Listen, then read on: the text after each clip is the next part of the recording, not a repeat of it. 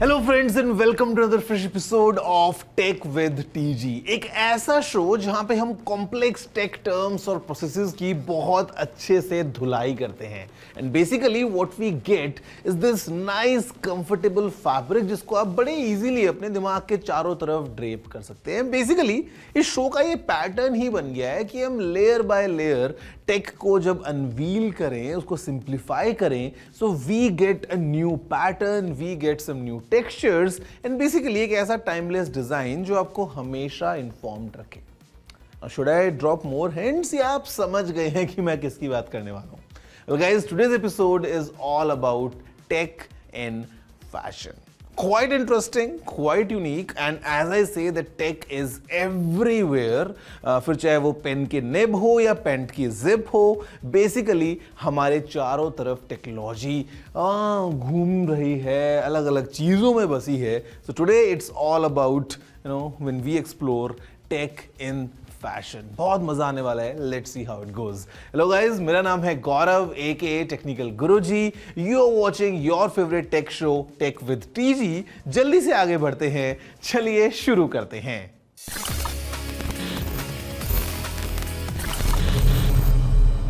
Friends, अगर आपको याद हो तो बेसिकली अपने एग्रीटेक वाले एपिसोड में मैंने आपसे कहा था that the entire fight, the entire struggle is just for three essential things: roti, kapda and makan. And today it's time to address the kapda. Basically, can you digest the fact कि कपड़ों की all the clothes that we wear today, इनकी societal importance बहुत बाद में आई. पहले ये ज़रूरी थे किसी और reason की वजह से.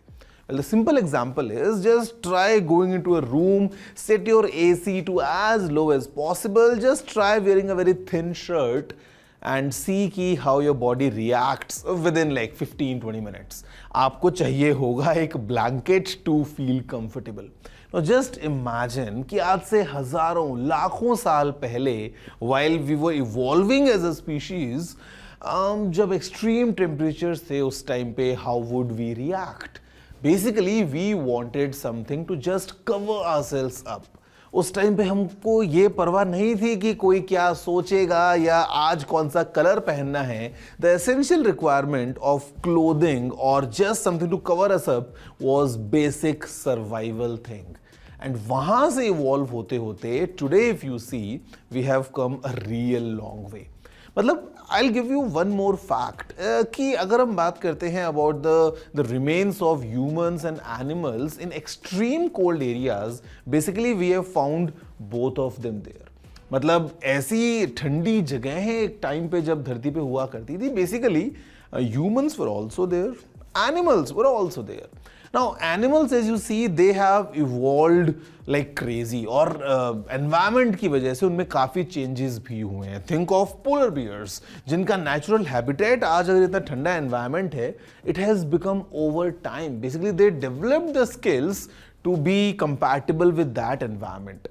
We humans on other side, हमारे पास में हमारा shelter था, we had our clothings, and शायद इसी वजह से we fought in some different direction. Now we can say maybe we didn't evolve as much. Now guys, we have evolved a lot. हमारे brains काफ़ी ज़्यादा evolve हो गए, and basically we have evolved into this super species, but clothing का एक बहुत important role रहा है for us to survive all this long on our planet Earth. So basically हम आगे बढ़ेंगे, थोड़ा सा और डिटेल में डिस्कस करेंगे about how this कपड़ा has changed over the years. हम इनफैक्ट एक्सपर्ट से बात भी करेंगे कि कैसे अभी टेक फैशन के साथ ब्लेंड होके हम देख रहे हैं अलग अलग तरीके से टेक को यूज कर रहे हैं in field of fashion. But उससे पहले let's just take a quick recap about this brief history. The history of clothing is a testament to हमारी survival skills and ये एक बहुत important facet है human civilization के evolution का. Go back lakhs of years.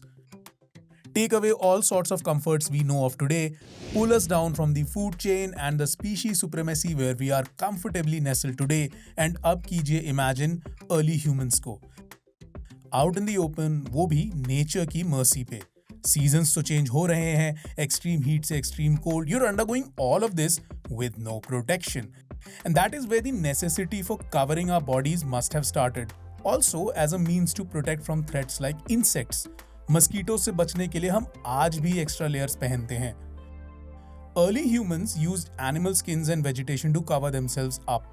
This was very basic and very rudimentary and just to protect from the elements. Timelines of different materials, that's a different story altogether. According to the International Wool Textile Organization, humans have been washing, weaving and wearing wool since 10,000 BC. Talking of silk, silk China से आया है and according to popular Chinese legends, Empress Xi Lingqi dropped a silkworm cocoon in her teacup by accident and उन्होंने देखा कि उस गर्म liquid में गिरने की वजह से सिल्क का फाइबर लूज हो गया and it could be extracted. Next major entry इस स्टोरी में है लूम की, जिसे हमें मिली the ability to turn threads into cloth. The earliest looms date back from the 5th millennium BC and ये अपने टाइम के लिए बड़ा ही जीनियस डिवाइस था. And the fundamental operation remained unchanged for centuries. Next, we'll have to come to 1785 when Edmund Cartwright invented the power loom. ये industrial revolution के दौरान हुई सबसे सिग्निफिकेंट इन्वेंशंस में से एक है.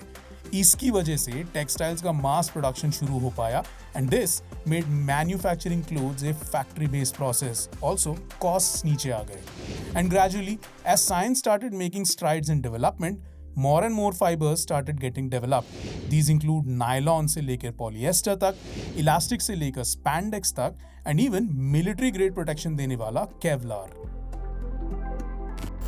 Well friends, it's time now for a छोटा सा ब्रेक. और ब्रेक इतना छोटा कि शायद आप उसमें अपनी टी शर्ट को भी फोल्ड करके अपनी वार्डरोब में अरेंज ना कर पाएं. बट ब्रेक के बाद will dive deep and will discuss with experts to understand how fashion and tech is blending all together. See you all right after this short break.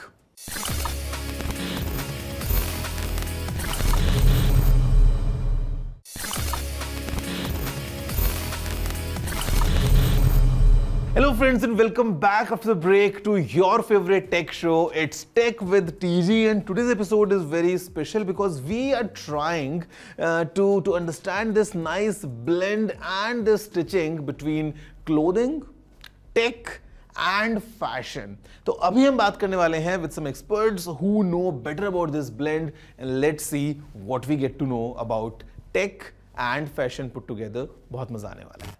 Hi, I'm Pranav Kirti Mishra. I'm from Lucknow. I run a 10-year-old fashion brand, Human, almost 12 now. Started in 2012. It's a ready-to-wear brand based out of New Delhi in India. I also happen to write poetry, which is in Hindi. I come from Lucknow, so I inherited that from my father, whatever little bit I know of. So clothing, I feel, is a very essential tool, for human society. I feel blessed to be a part of the industry, and it is impacting our lives in a multi-dimensional manner. Not just from a society perspective that you get a personality, it is also a mirror to your personality, but also look around you. मतलब सर्दियों में आप सर्दियों से बचने का एक medium है, गर्मियों में गर्मियों से बचने का मीडियम है, बरसात में रेन कोट है तो आप बरसात से भी एक शील्ड प्रोवाइड कर सकते हैं. तो I would say it's an extension. It's a part of our life now. It's almost like a part of our body. Like imagine yourself. I don't know if you imagine yourself without clothes at any point in your life. Like it's an integral. It's like almost like another body part. And the beauty of it is that it can keep changing. It doesn't have to be one, like a hand will be this will be throughout my life. This can keep changing. I think that's the most beautiful part. छोटी सी छोटी चीज भी जो हम अपने इर्द गिर्द इस्तेमाल करते हैं वो सब कुछ ही टेक्नोलॉजी है. मतलब अगर क्लोथिंग में देखें तो वो धागा बनाने से लेकर के वो needle is also technology at some point. And now we kind of evolved. अब इतनी सारी मशीनें आ गई हैं, 4 नीडल की, 10 नीडल की. आप पैंट डालते हो फ्रंट और बैक और एक साथ स्टिच हो जाता है. We would not have imagined that like probably a century ago. तो यही खूबसूरती है टेक्नोलॉजी की, वो समय के साथ इवॉल्व होती जाती है. But I look around my factory and छोटी सी छोटी चीज जो इस्तेमाल हो रही है, आयरन बॉक्स से लेकर के पैकेजिंग के डिब्बे तक, और सुई धागा, ये सारी चीजें make it easier for us to make garments. There are much, even garment के अंदर में जब हम फैब्रिक इस्तेमाल करते हैं, उस फैब्रिक का एवोल्यूशन अगर देखा जाए कि लूम पर पहले आदमी हाथ से बुनाई कर रहा है, फिर लूम पर कर रहा है, वो मशीन पे बन रहा है। अब और भी एडवांस हो गया है वो कपड़े बनाने की टेक्निक में भी अब हम because as we are progressing and as we are talking about diving deep into subjects of sustainability, उस कपड़े का डायलॉग भी और enhance हो गया है। We're collaborating with a fabric company, and we're working. We've gotten the opportunity to work with recycled plastic bottles से जो fabric बनता है first time, and I was in the room in the first day and I was super inspired कि इतनी सारी technologies से हम इतना ज़्यादा impact create कर पा रहे हैं। Even if we break down garment construction and fashion industry into like several parts, कि सबसे पहला अहम जो हिस्सा है वो है डिजाइन। तो अब आप देखिए कि एक टाइम था कि जब हम पेन और पेपर से डिजाइन कर रहे होते थे, और फिर एक टाइम आया जब हम देयर वर सॉफ्टवेयर, और वहां पे हम सॉफ्टवेयर की बदौलत हम और ज्यादा फास्ट पेस पे कर पा रहे थे। अब हम एआई के जमाने में जी रहे हैं, तो आप उसको आपने इंफॉर्मेशन फीड किया, and there is abundance of options that you get in front of you. I think that the usage of time, वहां पर एक बहुत बड़ा टेक्नोलॉजी का इन्वॉल्वमेंट से that time can be utilized much better and greater things. Design के बाद हम आते हैं प्रोडक्शन पे। प्रोडक्शन में पहले जब हाथ से सिल रहे थे तो कम लोगों को इम्पैक्ट क्रिएट कर पा रहे हैं हम डिजाइन में, जो भी हम बेचना चाह रहे हैं, जो भी करना चाह रहे हैं। With time now, with the development of machinery now, that has scaled up, कि we are able to service a much larger audience, even to the effect of how we kind of market our product or our brand, or how we get our voice with digital media being enhanced, and people actually accepting digital media, and online consumption increased so much, especially in India during the pandemic, that you can literally see the ease with which you go on your tablet, phone, computer, and then you have these options, and then you click, and then you immediately get it the next day. Imagine getting the next day also. There is a certain usage of technology over there, like the last leg delivery, there would have been so many systems would have been put in place for you to actually get that product from the warehouse to your door within a day. I mean, that's just magical. You wouldn't have imagined that even like 20 years ago. That's the beauty of technology. Even shopping for that matter, मैं जब बड़ा हो रहा था लखनऊ में, तो हमें जाते थे, और वो मैंने देखा है वो एवोल्यूशन की, जाते थे और शेल्फ्स में रखे होते थे कपड़े, और उसमें से हमें वो दुकानदार एक एक करके निकालता था, और फिर चॉइसेस कितनी लिमिटेड थी कि दुकानदार पे डिपेंडेंट था कि नई शर्ट कौन सी आई है। Then time progressed, and I was young, and then the malls have opened, and then those racks पे कपड़े टंगे हैं। आप खुद से उन कपड़ों को उठा करके आप टच कर सकते, फील कर सकते हो, और अभी हम टाइम पे जी रहे हैं कि आपको वहां जाने की भी जरूरत नहीं है। आप there are applications and AI which bigger companies have started integrating in their systems, कि आप अपने आप को देख सकते हो, खरीदने से पहले आप देख सकते हो कि आप पहन करके कैसे लगोगे, कैसा कपड़ा गिरेगा आपके ढांचे पर। तो शॉपिंग ऑप्शंस, मतलब the experience of shopping also has increased to that extent. That's just magical. जहां तक वेरेबल टेक्नोलॉजी की बात है, वो भी अब फैशन में इंटीग्रेट होना शुरू हो गई है। Although I would say कि बहुत ही अभी इनिशियल स्टेज पर है।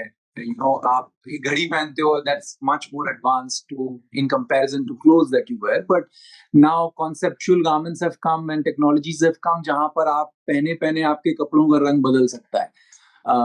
That is just beautiful. I just want to, even me as an enthusiast, want to see कि भाई 10 साल के अंदर वो टेक्नोलॉजी कहाँ तक जा सकती है। कपड़े से लेकर के क्या हम ग्राफिक्स पर भी काम कर सकते हैं, क्या हम कपड़ों के शेप को भी कन्वर्ट कर सकते हैं। And I'm sure we're not far away from that future. All around us with the overconsumption, it's too much to actually expect sustainability out of that. But I think the thinking and mentality and approach is what we are as a community encouraging and should be mindful of, कि हमारी approach life के प्रति और fashion के प्रति sustainable हो, कि हमारा जो फुटप्रिंट है, हमने किसी भी चीज के ऊपर कुछ भी करा,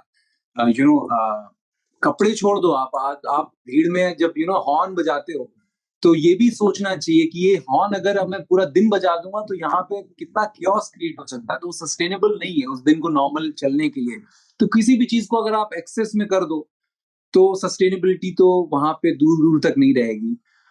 बट किसी भी चीज को अगर हम ऊपर ऊपर तक टच करते हैं, जहां तक कई हद तक मुझे लगता है कि it's a very boutique concept और वो आम आदमी तक पहुंचाने की बहुत ज्यादा जरूरत है कि उसको अगर हमने ऊपर ऊपर तक एक प्रिविलेज पॉइंट ऑफ व्यू से देख लिया कि भैया सस्टेनेबिलिटी है, 4 कपड़े कम खरीदेंगे तो बेटर हो जाएगी चीजें, तो ऐसा भी नहीं है। बिकॉज इंडिया बांग्लादेश जिस सोसाइटी में हम बिलोंग करते हैं और जहाँ पे आपके दशकों से वेस्ट का प्रोडक्शन चलता आ रहा है, उनकी रोजी रोटी पे बात चली आएगी, तो उनकी रोजी रोटी भी ज्यादा उतनी ही अहमियत रखती है कि वो भी जो कपड़े बना रहे हैं वो भी अपनी लाइफ को सस्टेन कर पाए।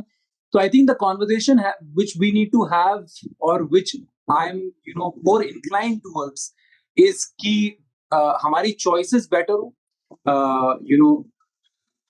सबसे सिंपल यूजेज केस तो यही है कि प्लास्टिक कंजम्पशन कम लाइफ में भी, कपड़ों में भी, और अगर हो भी रहा है तो उसको रिसाइकिल करके हम उसको बेटर यूज केस बनाए कि वो कूड़े की तरह पड़ा ना रहे। दूसरी चीज ये है कि ज्यादा से ज्यादा जितनी रैपिडली टेक्नोलॉजी एडवांस हो रही है उतनी ही ज्यादा खूबसूरती के साथ महंगाई हैंडक्राफ्टेड चीजों की भी बढ़ रही है। और एक समय आएगा, ज्यादा दूर नहीं है, जहां हाथ से बनी हुई चीजें जो भी टेक्नोलॉजी का ही एक हिस्सा है वो इतनी ज्यादा स्काई रॉकेट हो चुकी होगी प्राइसेस में कि आपके लिए उसको खरीदना ही मुश्किल हो जाएगा, क्योंकि वो कुछ परिवार ही नहीं बचेंगे जो बनाएंगे। तो आई थिंक एक टाइम ये है कि हम ऐसे चीजों को खरीदें, ऐसी चीजों में इन्वेस्ट करें कि हम भी अच्छे लगें और जो हमारे इर्द गिर्द जो मोहल्ले हैं वो सस्टेन भी कर पाए, उनके परिवार भी चल पाए। तो मशीनों पे थोड़ा सा कम निर्भर भी करें, which India has been a big propagator for many years than we can think of right now. I think India largely has been a sustainable nation to a certain extent. मुझे हमारी कल्चर में ही है कि sustainability क्या है कि आपकी दादी ने जो शॉल खरीदा उसको फेंका नहीं, आपकी मम्मी को दिया, फिर उन्होंने अपनी बेटी को दिया, so on and so forth. That's sustainable. एक प्रोडक्ट को आप 3 पीढ़ियां 4 पीढ़ियां चल के आ रही हैं, दैट्स एन इंडियन कॉन्सेप्ट। मतलब पानी की बोतल हम कांच में रख करके फ्रिज में स्टोर करते हैं, that's sustainable, right? The concept of wastage largely came from faster consumption, bottle खरीदी फेंका। तो I think we just need to go back to our roots. तो मैं तो कभी भी प्रोपेगेट नहीं करता हूँ कि कम खरीदो। I don't think that's the right option. Being an Indian, I would do disservice to my own people. I would say buy more Indian. I mean, we're at a time which is, we're at such a great intersection of times जहाँ पर हमने, especially I was born 84, तो मैंने जितना evolution देखा है चीजों का हर aspect of life में, I'm turning 40 this year. We're at such a beautiful time कि the scope of development with the help of technology, with the help of AI, is immense. वो immeasurable है currently because it's beyond our imagination, and I think that's what the beauty of it all, कि जितनी भी चीजें हमसे गलत हुई हैं as a society और हम गलत करते जा रहे हैं, I definitely feel technology is the route to fix it if given a right amount of time to it. So friends, that's all from this week's episode, and basically मैं आपसे request करता हूँ that next time whenever you look at anything, could be a cricket bat, could be your wristwatch, could be your shirt, anything, just try looking at it from a different perspective और आप सोचना एक बार that कैसे take की मदद से इस field में इवोल्यूशन हुआ है, and I am telling you it is everywhere. So just try looking at things from a different perspective. If you have anything to say, you know the address. It's tg@ndtv.com. drop in all your questions, all your queries, all your suggestions, all your feedback. Me and my team हमेशा हमारे inbox खोल के रखते हैं. See you all next week. Till then, have a good day and take care.